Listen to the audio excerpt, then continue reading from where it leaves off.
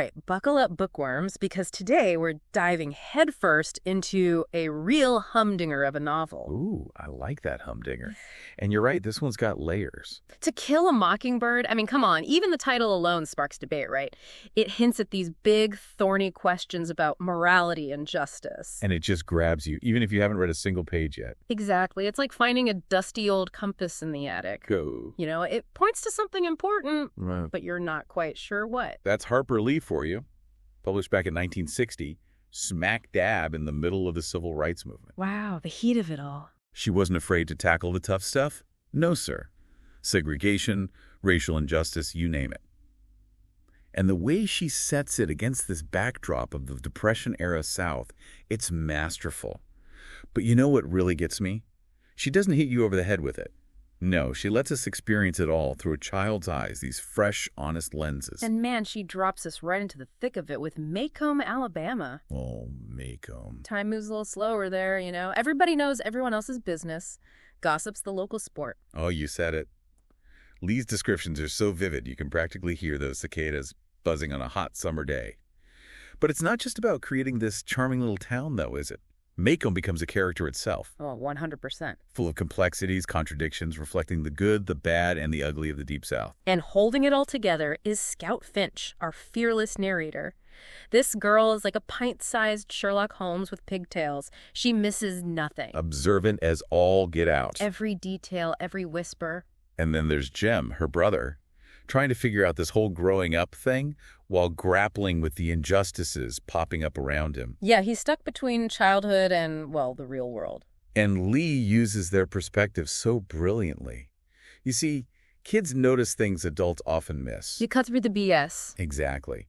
Lee captures that childlike observation with such honesty and rawness, it makes you, the reader, really pay attention. Kids like we're right there with them, skin, knees, and all, experiencing Maycomb's charms in its underbelly. And of course, no talk about the Finches is complete without mentioning Atticus. Atticus. Talk about a moral compass. I mean, this guy's a lawyer who doesn't just talk about doing the right thing. He lives it. He puts it all on the line for what he believes in, even when the whole town's against him. That's Atticus, a true beacon of integrity in a community wrestling with some deeply ingrained prejudices. And the way he imparts these little nuggets of wisdom to Scout and Jem, so simple, yet so profound. It's no wonder he's considered one of literature's greatest role models. He's the kind of dad everyone wishes they had, you know? Okay, so we've got Maycomb, we've got the Finches, but then there's this shadow lurking in the background. Oh, I know where you're going with this. You Radley. The name alone sends chills down your spine. Right. He's the town recluse, the subject of whispers. Rumors, tall tales, you name it. The stuff of childhood nightmares and bears. And that's where Lee really starts to unpack things. Those whispers, those fears, they often stem from ignorance. Oh, yeah. From misunderstanding. Just think about the stories that swirl around. Pooh, blood-stained hands, eating squirrels, peering into windows at night. Oh, God. It's like a game of telephone gone wrong. The truth gets twisted with every retelling. It's easy to make monsters out of what we don't understand. And Boo, despite never really hurting a soul, he becomes a symbol of that fear, that prejudice, directed at anyone different, anyone who doesn't quite fit the mold. It makes you wonder how often we do that in our own lives, right?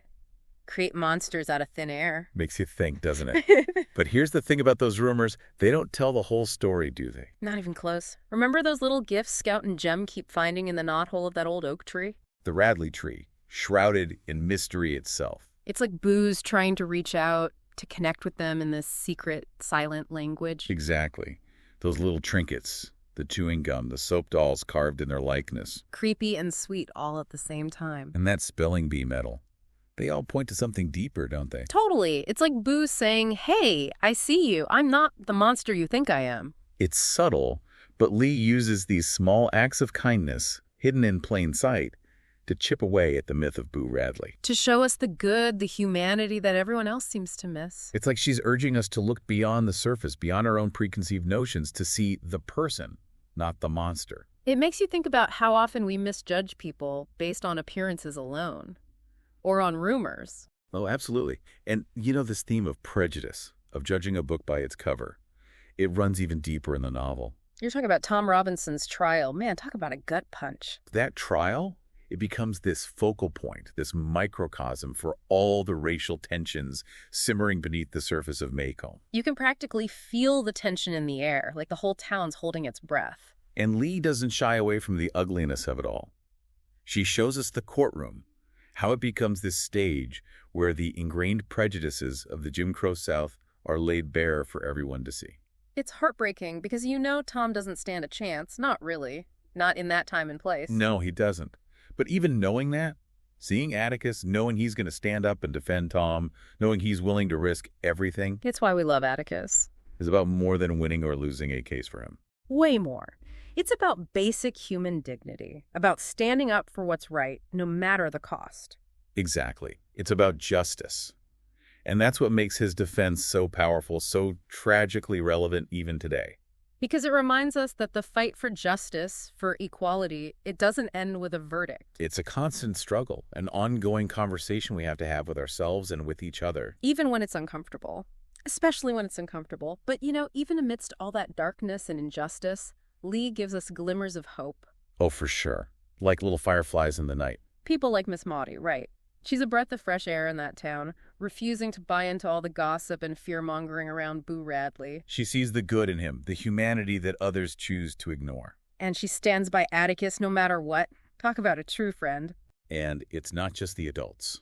Don't forget about Scout and Jem's experience at Calpurnia's church, first purchase. Oh man, first purchase. That's a powerful scene. It's like they're stepping into a whole different world, a world that exists just beyond the carefully drawn lines of their own white community. It's an eye-opener for them, that's for sure. They see firsthand the strength and resilience of the Black community. The sense of community, the shared history. In Calpurnia, she becomes this bridge between those two worlds, helping Scout and Jem see past the color of someone's skin to the heart within. It's like Lee's showing us that even in a society as divided as Maycomb, connection is still possible. Understanding is still possible. And sometimes it's the children who lead the way. It's like those moments of connection, of human kindness.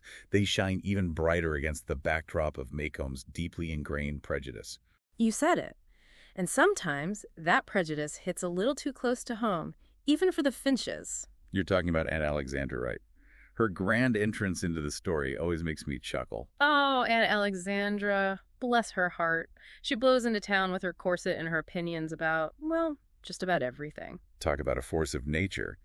But, you know, her character really highlights that clash between the old ways of thinking and the changing times. Oh, 100%. She's all about tradition, about upholding those social hierarchies that Maycomb seems to cling to for dear life. Remember that scene when Scout brings Walter Cunningham home for dinner? You could practically feel Aunt Alexandra's blood pressure rising with each bite Walter takes. Oh man, talk about an awkward dinner party. But it shows how deeply ingrained that sense of social order was in their world. Right. It's like she's terrified that Scout will somehow be tainted by associating with someone outside their social circle. It's sad, really, but Lee's smart about it. She doesn't make Aunt Alexandra this one-dimensional villain. Not at all. She's a product of her time, of her upbringing. You can almost sympathize with her even when she's driving you crazy. Exactly. And you can see those old ways of thinking being challenged little by little through her interactions with Scout and Jem. Especially Jem. He goes through this incredible transformation over the course of the novel. He starts out with some of those same prejudices, those ingrained ideas about social class, but then... Life experience hits him right between the eyes. And he starts to see things differently. Remember that line after Aunt Alexandra scolds Scout for being friends with Walter Cunningham? Oh, you mean there's just one kind of folks? Folks. Gives me goosebumps every time. Chills. It's like Jem's finally realizing that all those superficial differences, they don't really matter. We're all just people trying to make our way in the world. And that, I think, goes back to the heart of To Kill a Mockingbird, to that powerful message of empathy. Of seeing the world through someone else's eyes. Of recognizing the humanity in everyone, no matter their background, no matter their circumstances. Exactly. It's about recognizing the mockingbirds in our midst. Those innocent, vulnerable souls who get misjudged, mistreated, even persecuted for simply being different. Boo Radley, Tom Robinson. They both represent that idea in different ways. And that title, To Kill a Mockingbird, it takes on this whole new meaning, doesn't it? It does. It becomes a metaphor for the senselessness of prejudice, for the tragedy of destroying innocence. And it reminds us that our actions, our words, they have consequences. We can choose to build bridges or we can choose to build walls. And those choices, they matter. So as we wrap up this deep dive into To Kill a Mockingbird, we want to leave you with this. What have we learned from Scout and Jem and Atticus and all the folks in Maycomb, Alabama? What will we carry with us from their story? Because their world, as different as it may seem, it still has a lot to teach us about our own. It's a story about finding your voice, about standing up for what's right, even when it's hard, even when it feels impossible. And it's about never ever losing sight of our shared humanity. So the next time you see a mockingbird, remember the lessons of Maycomb. Remember the power of empathy, the importance of understanding, and the courage it takes to stand up for what you believe in. Because the fight for justice, for equality, it's not a spectator sport. It requires all of us, each and every day, to be a little braver, a little kinder, and a lot more like Atticus Finch. Beautifully said. And on that note, we'll leave you to ponder the words of Harper Lee and the timeless story of To Kill a Mockingbird. Until next time, happy reading, bookworms.